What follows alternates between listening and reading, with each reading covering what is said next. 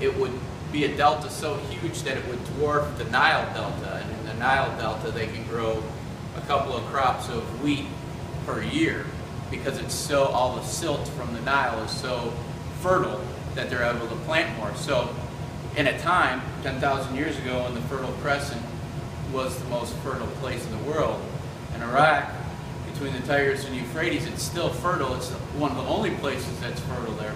Now imagine when that was the most fertile place in the world.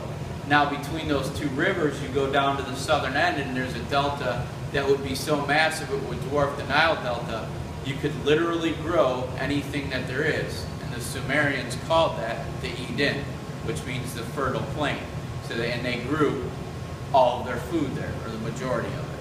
So really kind of neat stuff, and a good base of history why people still continue to live in an area that is mostly desert because of what it was at one point. Anyone who ever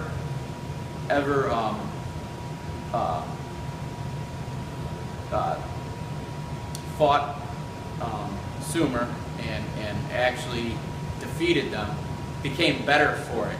Whereas most other places, the dominating factor that took over an area made that area better, except in that one circumstance in Sumer because they were far more advanced than everybody else.